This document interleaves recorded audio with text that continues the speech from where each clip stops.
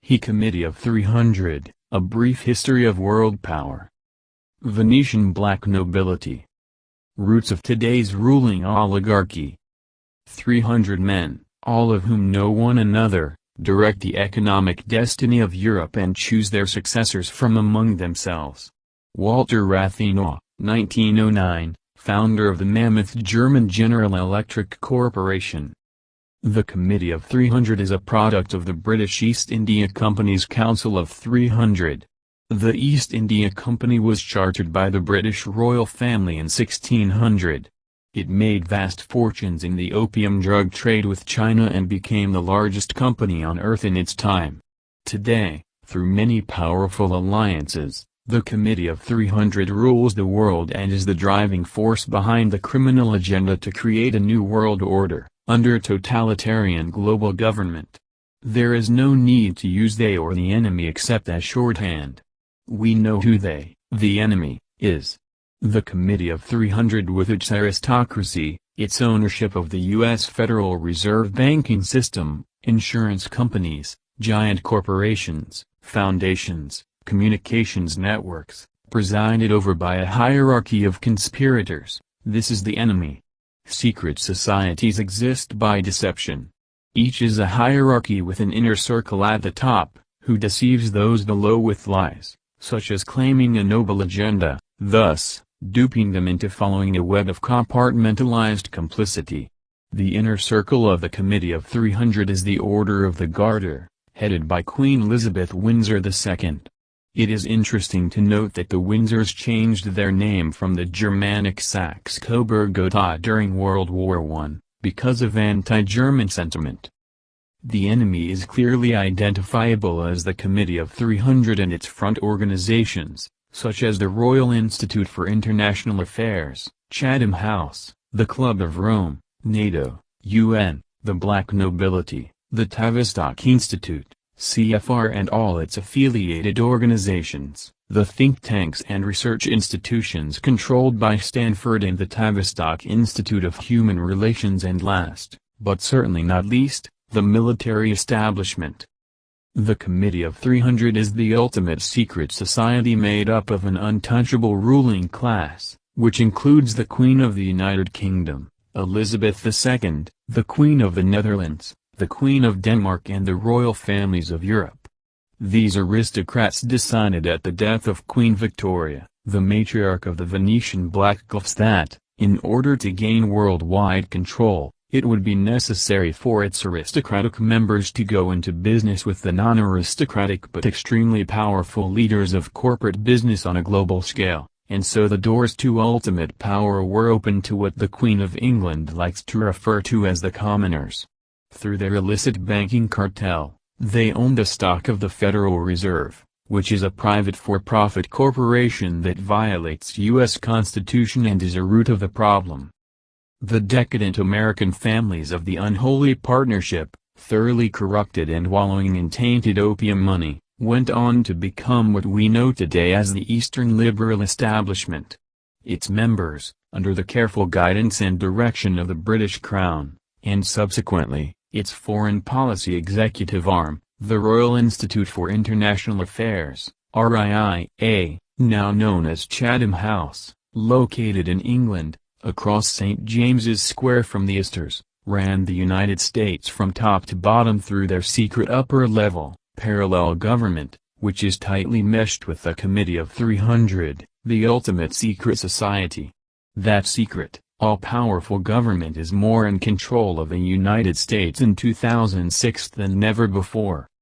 Some notable members of the Committee of 300 include, the British royal family, Dutch royal family, House of Habsburg, House of Orange, Duke of Alba, Prince Philip Duke of Edinburgh, Lord Carrington, Lord Halifax, Lord Alfred Milner, John Jacob and Waldorf of the Astor Illuminati bloodline, Winston Churchill, Cecil Rhodes, Queen Elizabeth II, Queen Juliana, Queen Beatrix, Queen Gerta, King Haakon of Norway, Colonel Mandell House, Aldous Huxley, John Forbes, Averil Harriman, William and McGeorge Bundy, George Bush, Prescott Bush, Henry Kissinger, J.P. Morgan, Morris Strong, David Rockefeller, David, and Evelyn Rothschild, Paul, Max, and Felix Warburg, Ormsby and Al Gore, Bertrand Russell, Sir Ernest and Harry of the Oppenheimer Illuminati bloodline,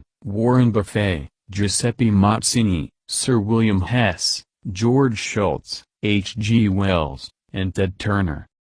In the Committee of 300, which has a 150-year history, we have some of the most brilliant intellects assembled to form a completely totalitarian, absolutely controlled new society, only it isn't new, having drawn most of its ideas from the clubs of cultus diabolicus. It strives toward a one-world government rather well described by one of its late members, H. G. Wells, in his work commissioned by the committee, which Wells boldly called, The Open Conspiracy, Blueprints for a World Revolution. Most of the Committee of 300's immense wealth arose out of the opium trade with China and India. Obscene profits went straight into the royal coffers, and into the pockets of the nobility, the oligarchs and plutocrats, and made them billionaires. The ordinary people of China, India, and England profited nothing from opium revenues. In the same way the people of South Africa, black and white, never profited from the gold mining industry, whose revenues were piped directly into the City of London banks and merchant banks. The Committee of 300 is responsible for the phony drug wars here in the U.S. These phony drug wars were to get us to give away our constitutional rights. Asset forfeiture is a prime example, where huge assets can be seized without trail and no proof of guilt needed. Also the Committee of 300 long ago decreed that there shall be a smaller, much smaller, and better world, that is, their idea of what constitutes a better world.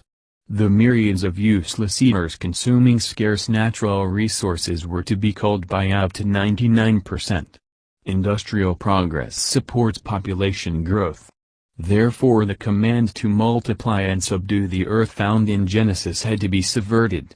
This called for an attack upon Christianity, the slow but sure disintegration of industrial nation-states, the destruction of millions of people, referred to by the Committee of 300 as surplus population, and the removal of any leader who dared to stand in the way of the committee's global planning to reach the foregoing objectives. Not that the U.S. government didn't know, but as it was part of the conspiracy, it helped to keep the lid on information rather than let the truth be known. Queen Elizabeth II is the head of the Committee of 300. The Committee of 300 looks to social convulsions on a global scale, followed by depressions, as a softening up technique for bigger things to come, as its principal method of creating masses of people all over the world who will become its welfare recipients of the future. The current criminal agenda of the Committee of 300 is further evidenced by recently leaked Club of Rome documents, as they describe how they will use drugs to help stifle resistance to their New World Order scheme, having been failed by Christianity, and with unemployment rife on every hand. Those who have been without jobs for 5 years or more, will turn away from the church and seek solace in drugs. By then, full control of the drug trade must be completed in order that the government of all countries who are under our jurisdiction have a monopoly in place which we will control by controlling supplies reaching the market. Drug bars will take care of the unruly and the discontented. Would-be revolutionaries will be turned into harmless addicts with no will of their own. The crowned cobras of Europe and their Eastern liberal establishment families will not tolerate any true war against drugs. The war on drugs, which the Bush administration was allegedly fighting, was for the legalization of all types and classes of drugs. Such drugs are not solely a social aberration, but a full-scale attempt to gain control of the minds of the people of the United States. At present, this is the principal task of the Committee of 300. Nothing has changed in the opium-heroin-cocaine trade. It is still in the hands of the same upper-class families in Britain and the United States. It is still a fabulously profitable trade where what appear to be big losses through sometimes seizures of drug shipments are actually small interlopers trying to break into the preserves of the drug trade hierarchy, who sit in paneled boardrooms in New York, Hong Kong and London over port and cigars, and congratulate another success in the eradication of competitors. Included in the Committee of 300 membership are the old families of the European black nobility, the American Eastern liberal establishment, in Freemason hierarchy, and the Order of Skull and Bone, the Illuminati, or as it is known by the Committee Moriah Conquering Wind, the Mumma Group, the National and World Council of Churches, the Circle of Initiates, the Nine Unknown Men, Lucis Trust, Jesuit Liberation Theologists, the Order of the Elders of Zion, the Nazi Princes, International Monetary Fund, IMF, the Bank of International Settlements, BIS, the United Nations, UN, the Central, British Quitter Coronati, Italian P2 Masonry, especially those in the Vatican hierarchy, the Central Intelligence Agency, Tavistock Institute selected personnel, various members of leading foundations and insurance companies, the Hong Kong and Shanghai Bank, the Milner Group Round Table, Cheney Foundation, German Marshall Fund, Ditchley Foundation, NATO, Club of Rome, Environmentalists, the Order of St. John of Jerusalem, One World Government Church, Socialist International, Black Order, Thule Society, Unenderby Rosicrucianists, the Great Superior Ones, and literally hundreds of other organizations.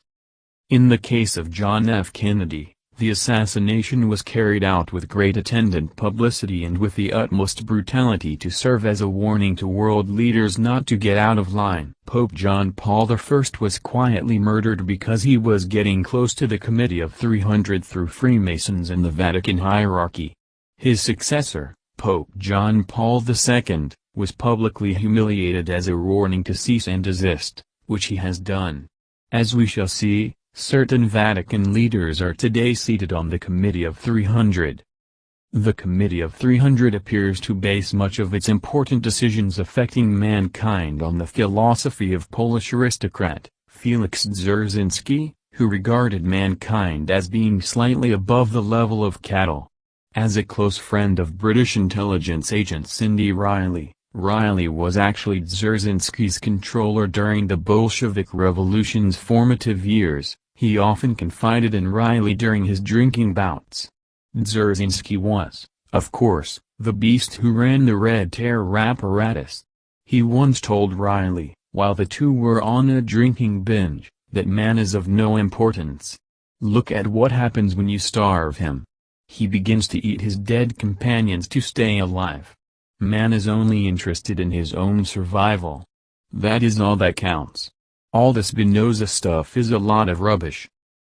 The roots of the East India Company, chartered by Queen Elizabeth I on December 31, 1600 and dissolved in 1873, sprout from the European black nobility.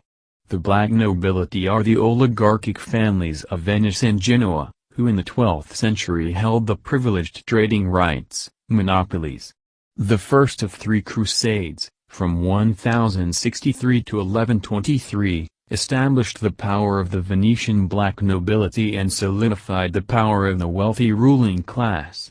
The black nobility aristocracy achieved complete control over Venice in 1171, when the appointment of the Doge was transferred to what was known as the Great Council, which consisted of members of the commercial aristocracy, a complete triumph for them. Venice has remained in their hands ever since, but the power and influence of the Venetian black nobility extends far beyond its borders, and today, is felt in every corner of the globe.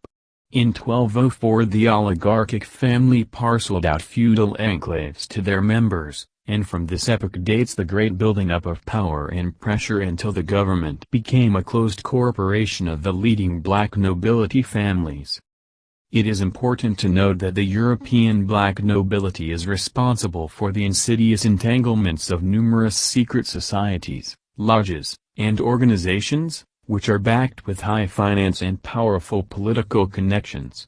Such organizations include Trilateral Commission, Bilderberg Group, German version of CFR, Council on Foreign Relations, CFR, United Nations, founded by CFR, Illuminati Order Skull and Bones, Inner Circle of the CFR, International Monetary Fund, IMF, World Bank, Bank of International Settlement, Club of Rome, Chatham House, formerly the Royal Institute of International Affairs, RIA, Round Table, Tavistock Institute for Human Studies, England Psychological Warfare Think Tank, Associated Press, Reuters, Rothschild-owned news monopoly used for brainwashing the masses, and many others, all of which, whether they are dupes or adapts, work in favor of Great Britain's aristocracy and their one-world government agenda.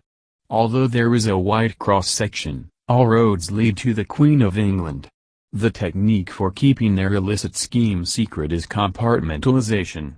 Only the people in the inner circle, who are part of the capstone at the top of the pyramid, know the entire extent of the fraud.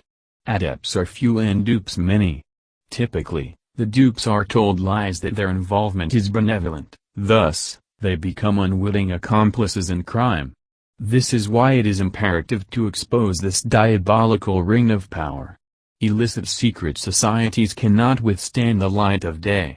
Once exposed, the cabal and their minions will fall like a house of cards. The European black nobility earned its title through dirty tricks, so when the population revolted against the monopolies in government, as anywhere else, the leaders of the uprising were quickly seized and brutally hanged. They used secret assassinations, murder, the bankrupting of opposing citizens or companies, kidnapping and rape. All the families listed are connected with the House of Guelph, one of the original black nobility families of Venice from which the House of Windsor and thus the present Queen of the United Kingdom, Elizabeth II, descends. Dr. John Coleman, former British intelligence officer, The Conspirators' Hierarchy, The Committee of 300. Please support a true patriot by purchasing The Committee of 300, 4th edition, significantly updated and revised, directly from the author at Coleman300.com and spread this information virally. We think this important book is the single best source available to understand the full depth of the oligarch's criminal New World Order agenda, as well as its history. The Committee of 300 is rated by literary experts as the bestseller of all books of its type. In Japan it was at the top of the bestseller list for 2 straight years. Translated into 8 foreign languages, including Russian, Japanese and Serbian, it is sought after by readers from all over the world. In order to keep the book to less than 500 pages, some of the subjects, persons and organizations mentioned in the 300, are expounded on in monographs and other books by Dr. Coleman, thus providing a wealth of information. Undoubtedly the Bible of conspiracy books, the completely revised and updated 4th edition landmark book is filled with information not previously disclosed. The origin of the Committee of 300 is described, how it has evolved from an opium trading company with a royal charter to become the de facto secret upper-level parallel government of the United States and the world. A highly organized secret society with tentacles reaching into every level of government in the United States and indeed, the world, backed by massive financing and run by men of the highest education and intelligence, with vast resources at their disposal, manages the thousands of major political and economical and contrived situations. In the 4th edition there is listed some very prominent men who came forward to support the existence of the 300. One of them predicted 20 years ago that the United States will be turned into a welfare state and that all nations will unite in a world alliance, the one world government. Perhaps the most startling admission of the existence of the super-secret organization came from President Wilson in the last days of his presidency. Some of the biggest men in the United States, in the field of commerce and manufacturing, are afraid of somebody, are afraid of something. They know that there is a power somewhere, so organized, so subtle, so watchful, so interlocked, so pervasive, that they had better not speak above their breath when they speak in condemnation of it. The power Wilson was talking about is the Committee of 300, and Wilson knew he did not dare to mention it by name. We will have a world government whether you like it or not. The only question is whether that government will be achieved by conquest or consent. James Paul Warburg, powerful international investment banker, February 17, 1950, as he testified in hearings before the Committee on Foreign Relations during the 81st Congress, United States Senate Commission on Foreign Policy, U.S. Printing Office, page 494.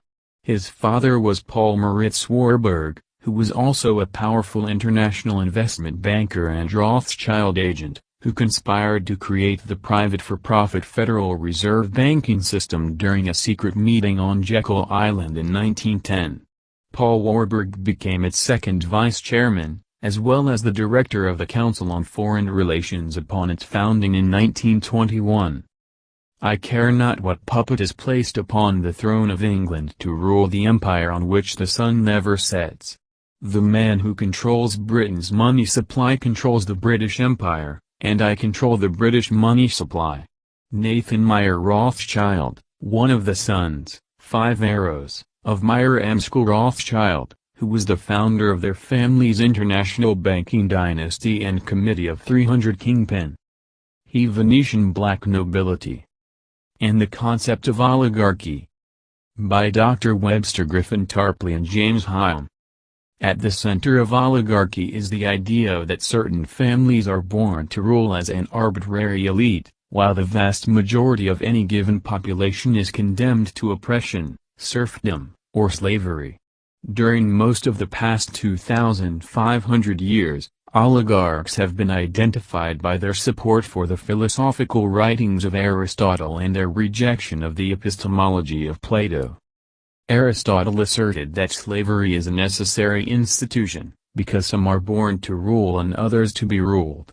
He also reduced the question of human knowledge to the crudest sense certainty in perception of facts. Aristotle's formalism is the means of killing human creativity, and therefore represents absolute evil. This evil is expressed by the bestialist view of the oligarchs that human beings are the same as animals. Oligarchs identify wealth purely in money terms, and practice usury, monetarism, and looting at the expense of technological advancement and physical production. Oligarchs have always been associated with the arbitrary rejection of true scientific discovery and scientific method in favor of open anti-science or more subtle obscurantist pseudoscience. The oligarchy has believed for millennia that the earth is overpopulated. The oligarchical commentary on the Trojan War was that this conflict was necessary in order to prevent greater numbers of mankind from oppressing Mother Earth. They've constantly stressed race and racial characteristics, often as a means for justifying slavery. In international affairs, oligarchs recommend such methods as geopolitics, understood as the method of divide and conquer, which lets one power prevail by playing its adversaries one against the other. Oligarchical policy strives to maintain a balance of power among such adversaries for its own benefit, but this attempt always fails in the long run and leads to new wars. The essence of oligarchism is summed up in the idea of the empire, in which an elite identifying itself as a master race rules over a degraded mass of slaves or other oppressed victims.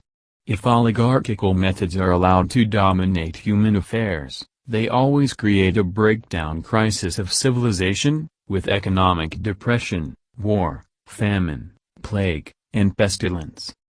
Examples of this are the 14th century Black Plague and the 30 Years' War, 1618–48, both of which have links to Venetian intelligence.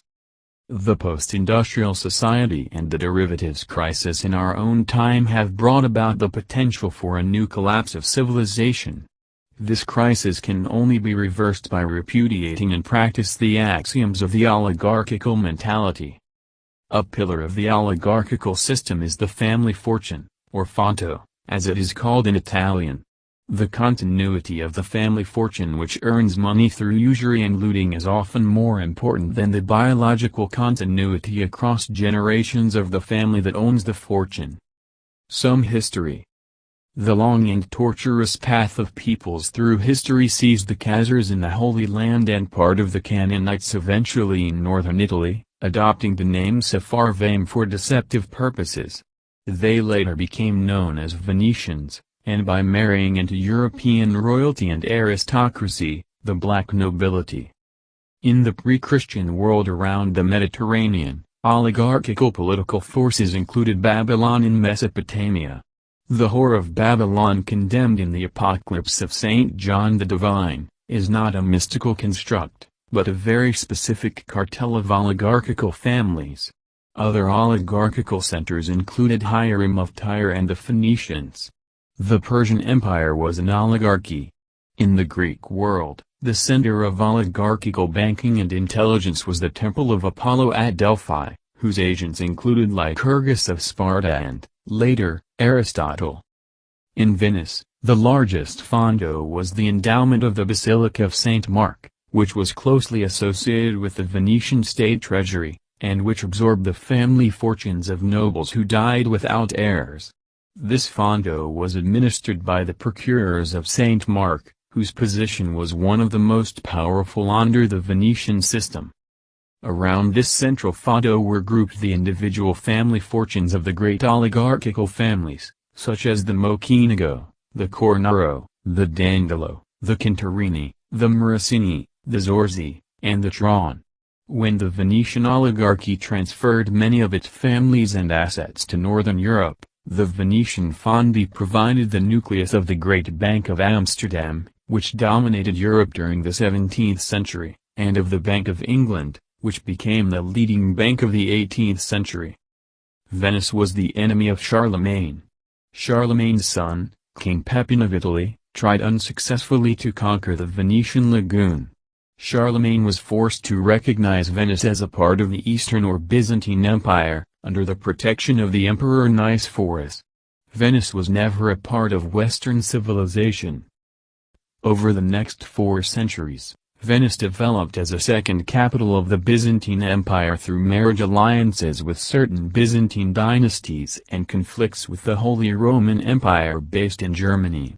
The Venetian economy grew through usury and slavery. By 1082, the Venetians had tax-free trading rights in the entire Byzantine Empire. The Venetians were one of the main factors behind the Crusades against the Muslim power in the eastern Mediterranean. In the Fourth Crusade of ACE 1202, the Venetians used an army of French feudal knights to capture and loot Constantinople, the Orthodox Christian city which was the capital of the Byzantine Empire. During the 1200s, the Venetians, now at the apex of their military and naval power, set out to create a new Roman Empire with its center at Venice. They expanded into the Greek islands, the Black Sea, and the Italian mainland. They helped to defeat the Hohenstaufen rulers of Germany and Italy. Venetian intelligence assisted Genghis Khan as he attacked and wiped out powers that had resisted Venice.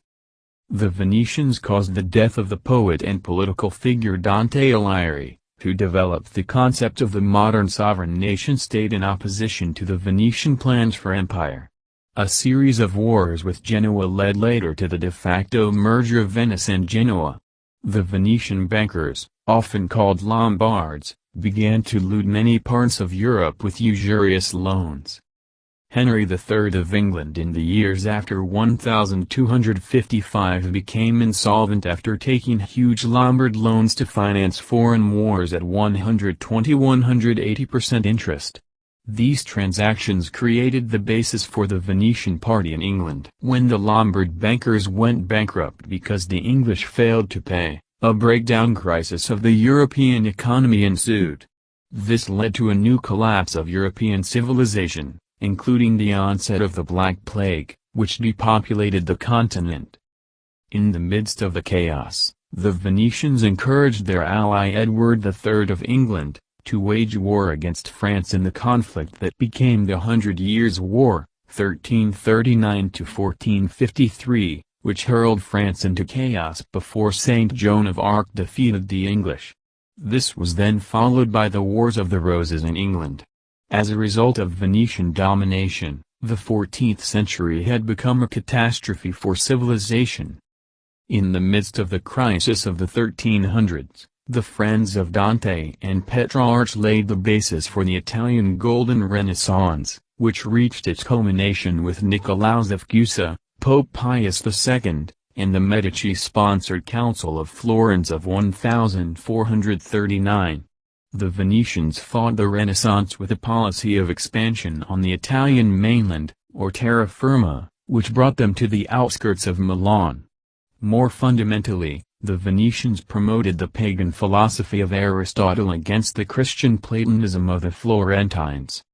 Around AD 1400, European power centers coalesced into two camps, the Ghibellines, who supported the Hohenstaufen family, and the Guelphs, from wealth, the German prince who competed with Frederick for control of the Holy Roman Empire.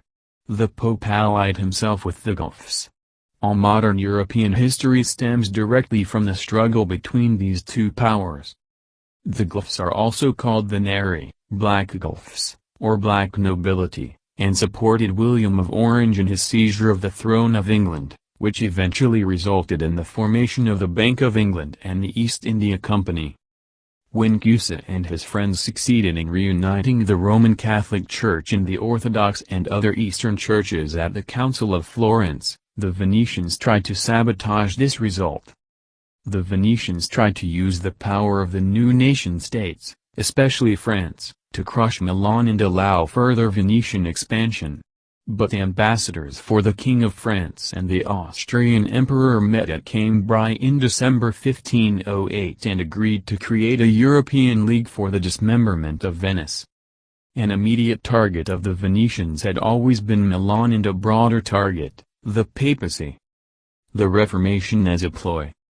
The leading figure of the Protestant Reformation, the first Protestant in modern Europe, was Venice's Cardinal Gasparo Contarini, who was also the leader of the Catholic Counter-Reformation. Contarini was a pupil of the Pagan Aristotelian Pietro Pomponazzi, who denied the immortality of the human soul. Contarini pioneered the Protestant doctrine of salvation by faith alone, with no regard for good works of charity. He organized a group of Italian Protestants called Gli Spirituali, including oligarchs like Vittorio Colonna and Giulia Gonzaga. Contarini's networks encouraged and protected Martin Luther and later John Calvin of Geneva. Contarini sent his neighbor and relative Francesco Zorzi to England to support King Henry VIII's plan to divorce Catherine of Aragon. As the Counter-Reformation advanced, the Contarini networks split into two wings, the pro-Protestant Spirituali, who later evolved into the Giovanni and who serviced growing networks in France, Holland, England, and Scotland. The other wing were the Zelanti, oriented toward repression and the Inquisition, and typified by Pope Paul IV Carafa. The Zelanti evolved into the oligarchical party called the Vecchi, who serviced Venetian networks in the Vatican and the Catholic Habsburg dominions. The apparent conflict of the two groups was orchestrated to serve Venetian projects. Pause for breath. The obvious criticism here is that this seems to be giving inordinate credit for influence to the Venetians when there were homegrown oligarchs and tyrants in all the nation-states, all pursuing their own dreams of expansion and conquest. This is so, but three factors have to be borne in mind: the Lombards, who were financing all European powers at the time against one another; the papacy, which meant, until Henry VIII, that dictums were coming constantly from Italy, and the Church had, for centuries, a most powerful grip on the hearts and minds of men and women all over Europe; and then there was the intrigue, the intelligence services, and the intermarrying into the great families of Europe by the Venetians themselves. Henry's marriage to Catherine illustrates in itself the extent to which the English monarchy was in no way head in the sand and isolationist. Look at how the Reformation came to England. Exactly who are these intermarried families connected to the Venetians? The old-line ruling families who believe that they have the right to rule the world because they are descended from the emperors of the ancient Roman and so-called Holy Roman empires consist of 13-15 blue blood families, which include, Rothschild, Kuhn, Loeb, Lehman, Rockefeller, Sachs, Warburg, Lazard, Seif, Goldman, Schiff, Morgan, Schroeder, Bush and Harriman. Other names are, the Justiniani family, of Rome and Venice who trace their lineage to the Emperor Justinian, Sir Jocelyn Hambro of Hambros, merchant, bank, Puerpello Luzzati whose lineage dates back 6 centuries to the most ancient Luzzatos, of Venice, and Umberto Ortolini of the ancient black nobility family of the same name. Other old Venetian black nobility and board members of ASG and RAS are the Doria family, the financiers of the Spanish Habsburgs, Elie de Rothschild of the French Rothschild family, Baron August von Fink, the second richest man in Germany now deceased, Frank Orsini Bernacassi of the ancient Orsini that traces its lineage to an ancient Roman senator of the same name, the Alba family whose lineage dates back to the great Duke of Alba, and Baron Pierre Lambert, a cousin of the Belgian Rothschild family. Has anyone ever stopped to think what the Holy Roman Empire actually meant? Back to the story. The power of the Guelphs would extend through the Italian financial centers to the north of France and Lombardy. Lombard in German means deposit bank, and the Lombards were bankers to the entire medieval world. They would later transfer operations north to Hamburg, then to Amsterdam and finally to London. The Guelphs would start the slave trade to the colonies. The Guelphs, in order to aid their control of finance and politics, would perpetuate Gnostic cults which eventually developed into the Rosicrucians, Unitarians, Fabian Society and the World Council of Churches. The East India Company, together with John Stuart Mill, would finance the University of London. A friend of Mill, historian George Grote, a founder of London University, donated £6,000 for the study of mental health, which began the worldwide mental health movement. Banca Commerciale d'Italia, Banca Privata, Banco Ambrosiano, the Netherlands Bank, Barclays Bank, Banco del Colombia, Banco de Ibero-America. Of special interest is Banca del La Svizzera Italiana, BSI, since it handles flight capital investments to and from the United States, primarily in dollars and U.S. bonds, located and isolated in neutral Lugano, the flight capital center for the Venetian black nobility. Lugano is not in Italy or in Switzerland, and is a kind of twilight zone for shady flight capital operations. George Ball, who owns a large block of stock in BSI, is a prominent insider and the bank's U.S. representative. In the 1822 Treaty of Verona, between Austria, France, Prussia and Russia, the Jesuits agreed to smash the U.S. Constitution and suppress the freedom of the U.S.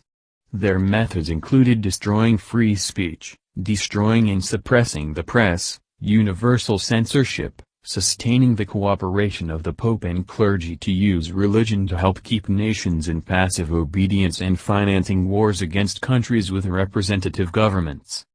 The monarchs who signed this treaty were ultimately deposed.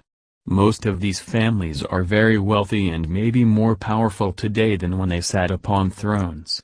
They are known collectively as the black nobility. Privately, these families refuse to recognize any right to rule except their own. The fact that this treaty was made long ago does not mean it is void. The treaty was placed in the Congressional Record on April 25, 1916 by Senator Owen. Today, Italy, and in particular, Venice, is very important strategically because 1. It is the closest to the Middle East, and 2. It is a gateway for drugs entering Europe from Iran and Lebanon. After the Club of Rome was established in 1968, a body which is from this black nobility, all sorts of things began in a socialist manner: the Paris Uprising, the Red Brigades, the fall of various regimes, and the Aldo Moro case, which investigators found had old families somehow interested in the issue for not entirely clear reasons. The Club of Rome Spexi headed the Atlantic Institute's Economic Council for 3 decades while he was the chief executive officer for Giovanni Agnelli's Fiat Motor Company. Agnelli, a member of an ancient Italian family, playing a leading role in development projects in the Soviet Union. The Club of Rome is an umbrella organization for Anglo-American financiers and the old families of Europe, particularly in London, Venice, and Genoa. Hence the reference in a previous post to the Queen sailing near Venice on occasions in the Britannia. Their key role, according to the 90s article I got it from, is to create and manage economic recessions and eventual depressions. Social convulsions on a global scale, followed by depressions, are the only real way to create welfare recipients of the future and a series of nanny states. That's the long-term function, meanwhile cleaning up in the financial markets as they go along. One of their members, Etienne d'Avignon, was assigned the task of collapsing the steel industry in the U.S. and as the Treaty of Verona showed, the European families have quite an interest in the USA and vice versa, hence the congressional record entry. More difficult to establish is Jacques Steel, financed by the Swiss Ultramare family, who ran one of the assassination centers from Confederation Helvetica. Another interesting snippet, to me, was Richard Gardner marrying into the old families in Italy and providing yet more connections between Italy and the States. This is not all about money. It's also about culture and science, and this conflict plays a huge role in the major societal movements in modern history. All European history since the 15th century within Europe and globally, has been dominated by the cultural conflict between the radiated influence of the Renaissance and the opposing, Venice-launched force of the so-called Enlightenment. Finally, this is the power-up against which we, the lowly Davids of the Albion Alliance world, are trying to pit ourselves, our power base only the legitimacy of the people themselves. The British East India Company. The drug company of the Venetian black nobility. By Eustace Mullins. It has taken centuries of patient effort for the world order to attain the power it exercises today. Its origins as an international force go back to the Phoenician slave traders, continues through the Fnuriate families of the Byzantine Empire, then the Venetian and Genoese traders and bankers of the Middle Ages, who moved into Spain and Portugal, and later into England and Scotland. By the 14th century, the Genoese controlled the Scottish landlords. The imperial family of the Byzantine Empire, the Paleologs, meaning the word, were attacked by the Gnostic faction, whose materialistic Aristotelian philosophy was the forerunner of Hegelian dialectic and Marxism. The Paleologs devoutly believed in the Christian faith, as expressed by the Orthodox Rite. The materialistic Venetian and Genoese armies, with the aid of the Turkish infidels, looted and conquered Constantinople, the legendary city of God. The Byzantine survivors recreated their culture in Russia, with Moscow as the Third Rome. The plan to destroy the Orthodox Church and its Romanov, New Rome, leader was the hidden goal of the First World War. The victors came away with $1 billion of the Romanov fortune, after achieving the defeat of their hated enemy, the Orthodox Church. During the Middle Ages, European power centers coalesced into two camps, the Ghibellines, those who supported the Emperor's Hohenstaufen family, an Italian adaptation of Weinbillingen, the name of the Hohenstaufen estate, and the Guelphs, from wealth, the German prince who competed with Frederick for control of the Holy Roman Empire. The Pope then allied himself with the Guelphs against the Ghibellines, resulting in their victory. All of modern history stems directly from the struggle between these two powers. The Guelphs, also called the Neri, or Black Guelphs, and black nobility, were the Normans who conquered England in the 11th century, the Genoese who backed Robert Bruce in his conquest of Scotland, and who supported William of Orange in his seizure of the throne of England. William's victory resulted in the formation of the Bank of England and the East India Company, which have ruled the world since the 17th century. Every subsequent coup d'état, revolution and war has centered in the battle of the Guelphs to hold and enhance their power, which is now the world order. The power of the Guelphs grew through their control of banking and international trade. It was extended through the Italian centers to the north of Florence, in Lombardy, which became great financial centers. All Italian bankers, including the Genoese, the Venetians, and Milanese, were referred to as Lombards. Lombard, in German, means deposit bank. The Lombards were bankers to the entire medieval world. Modern history begins with the transfer of their operations north to Hamburg, Amsterdam, and finally to London. The great American fortunes originated with the Gulf slave trade to the colonies. Many of the slave traders doubled in piracy. Trinity Church, whose leading vestryman later was J.P. Morgan, was originally known as the Church of the Pirates. Captain William Kidd provided the material to build it in 1697, and a pew was reserved for him. He was arrested the next year, and hanged in chains at Newgate. In 1711, a slave market was set up on Wall Street near the church, and functioned there for many years. Two of the most powerful influences in the world today are the international drug trade, which began with the East India Co., and international espionage, which began with the Bank of England. The East India Company was granted a charter in 1600 in the closing days of Queen Elizabeth's reign. In 1622, under James I, it became a joint stock company. In 1661, in an attempt to retain his throne, Charles II granted the East India Company the power to make war. From 1700 to 1830, the East India Company gained control of all India, and wrested the historic monopoly of opium from the Great Mughals. Sir Walter Raleigh, a patriot, saw that the machinations of the international money dealers were bringing ruin to many Englishmen, and tried to stop it. They in turn conspired against him, and had him beheaded. The order invariably enlists the law against its enemies. The East India Company originated as the London Staplers, was later known as the London Mercers' Co., merchant guilds which held monopolies over certain avenues of commerce. It was a direct offshoot of the commercial banking establishments of northern Italy, Venice, and Genoa. Related firms were the German Hansa, and the Hanse of the Low Countries, which was headquartered in Bruges. It was also allied with the Levant Company and the Anglo-Muscovy Company. Sebastian Cabot, whose descendants are prominent in American banking and intelligence, raised the seed money for Anglo-Muscovy in Italy and London.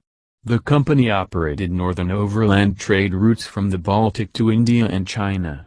Other related firms were the London Company, chartered in 1606 to establish the Virginian plantation on a communistic basis, and the Plymouth Company, whose descendants control the New England business world. The city banks, which dominate American finance and politics, code name for banks for the city, financial district of London, descend directly from East India and Bank of England operations. The Rockefeller Empire is the most prominent sign of this dynasty. The Bilderberg Group, an offshoot of the Venetian black nobility. By Daniel Estulin. The Bilderberg Group is Europe's version of the Council on Foreign Relations, CFR. Acting on behalf of the Committee of 300, Queen of England, specifically the Vatican and the Priory of Sion, French monarchy, Knight of Malta Dr. Joseph Hieronyme Rettinger plotted to forge alliances with the European Council of Princes, Dragon Court, the CIA, and Britain's MI6, by creating another New World Order think tank to be known as the Bilderberg Group. Interestingly, Dr. Rettinger's middle name is literally translated as member of the occult. Dr. Rettinger, founder of the European movement leading to the founding of the European Union, EU, approached Prince Bernhard of the Netherlands in 1952, who agreed to become its co-founder. Prince Bernhard presided over its first meeting at the Bilderberg Hotel, which it was named after, in Oosterbeek, Holland, from May 29 to May 31, 1954, and remained its chair until scandal forced him to resign in 1974. The Bilderberg Group has been meeting secretly behind closed doors at irregular intervals, once or twice each year since its formation. Its purpose is the same as the CFR, to remove independence from all countries and permit the aristocracy's tyrannical rule from behind the military might of the United Nations, UN. In the very early 1990s, just as the last vestiges of the Soviet Empire were crumbling into oblivion, a friend, member of the KGB counterintelligence apparatus during an intimate dinner told me of a very powerful and secretive organization known as the Bilderbergers. Behind this secret society is a contemporary network of powerful private merchant banking interests of medieval Venetian financier oligarchical model known as fondi. British and Dutch East India Companies, the forerunners of the Council of the 300 and the Bilderbergers are examples of these private merchant banks. Their final objective is a post-industrial society. Actually, their real name is synarchists. Synarchism is used to define a new concept of political alliances by an international brotherhood of financiers and industrialists through a unity of the socialists and the anarchists on fascist principles. According to a top-secret 18-page French military intelligence report dated July 1941, summarizing a 100-page dossier on the French synarchist groups, the synarchist movement's aim is essentially to overthrow in every country where they exist the parliamentary regimes which are considered insufficiently devoted to the interests of these groups and, therefore, too difficult to control because of the number of persons required to control them.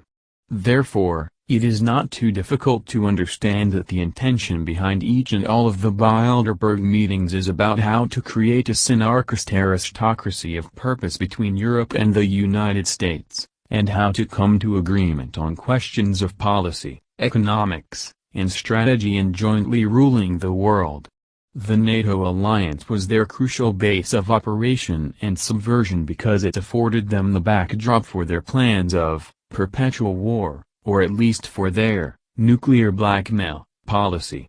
It is essentially a private criminal enterprise which stretches across the globe, operating through a network of government agencies, private institutions and both publicly owned and private corporations and financial institutions. Now this extended network, which is called the fondi, stretches all the way back to the Middle Ages. Again, the fondi is the combined wealth of these oligarchical families. It is concentrated in your tangible things, land, oil, raw materials, precious minerals and metals. And by controlling the financial trade of these items, these family fathers set up fondis that are pooled together for maximum effect and deployed through a number of financial institutions, which hide their origins from the unsuspecting public. At the heart of the fondi system, you have the powerful merchant private banks such as the Rothschild banks. And even more powerful than Rothschild is the Lazard Bank. One of the reasons that the Bilderbergers have never been able to discredit me is that historically I can show you that what today is called the Bilderberg Club can be traced back in time to the Venetian black nobility, 500 years ago. However, the idea behind these people hasn't changed since the beginning. It's the wholesale destruction of anything related and affiliated with the idea of a nation-state. The first nation-states were created in France under Louis XI and then in England with Henry VII. The idea behind the nation-state was the social welfare constitution, rights given to the people they had never had before. Before that we worked as slaves. For the first time we literally had something which we could call our own. It gave us the idea of the Constitution, which is again one of the things that these people have been so virulently fighting against. With nation-states, anything which was created, any technological advance which took place, created a need in other states in Europe to follow suit, otherwise they were left behind. That's called progress, and that's what the Venetians and the Bilderbergers of today have been so virulently against, which is again the whole thing about zero growth and the wholesale destruction of national, international economies. That's all part of what you're witnessing right now. Of course, you have the yabos who live in the world, the great unwashed. They have no idea what any of this stuff means because again their daily needs just are your basic primary, animal-like needs, which is exactly what these people want you to think about: work, procreate, eat and sleep. Again, another thing about the Bilderbergers is that I can trace who these people are today back to the Venetian black nobility. We often hear about the influences of the Rothschilds and the Rockefellers, but these people are merely your typical lackeys when you actually look at it. They are the bottom of the totem pole. If you're looking at the powerful people, you can talk about the House of Braganza, you talk about the House of Orange and the House of Habsburg. These people have unimaginable wealth. You measure it not in billions but in trillions of dollars. I have a document from the Krupp family of Germany. One banking statement, just one account on one day, and there's a $112 trillion on that account. That's the kind of money that the Bill Gates of this world. Well, they're not even lackeys. They are nothing, because again what they have is just pocket change for these people. One of the reasons that the Bilderbergers have never been able to discredit me is that historically I can show you that today what is called the Bilderberg Group goes back in time to the Venetian black nobility, to the royal houses and lineages of the European oligarchical families. For example, talking about your queen, one such family is the Guelphs, from which Elizabeth II, the Queen of England, comes. I found reference to this family by cross-referencing with names like Ethico, Henry, Rudolph, and Azal. I found those references after spending more than 2.5 years in the National Library of Florence, literally living there, going through 500-year-old documents. Queen Victoria, she comes from the House of Est-Guelph. The name Est comes from the name Marquis of Este of Venice, which is also known as the House of Albert Azal. Now this line is connected to the Welfs and can easily be traced back to the Cunigundas, Prince of Welf. So basically the Queen of England has Venetian roots, but also German roots because the Guelphs are intertwined with the German aristocracy through the House of Hanover, the Hanoverian English King George I. He came from the Duchy of Lüneburg, which have been governed by the Guelph family since the 12th century. Somewhat interesting, Prince Charles, the Queen's son, and Diana visited Venice on numerous occasions, not on any official business, but rather in a private capacity. I was told by someone very familiar with the British royal family that the Queen told Diana point-blank to never ever discuss these trips in public and, of course, Diana never did because I think she knew that the Queen meant it and she'd kill her if she ever did. So anyway, again, historically I can show you that what today is called the Bilderberg Group, 500 years ago was called the Venetian black nobility, but the idea behind what all these people put together hasn't changed. It's the wholesale destruction of anything related and affiliated with the idea of a nation-state. Daniel Estulin, source.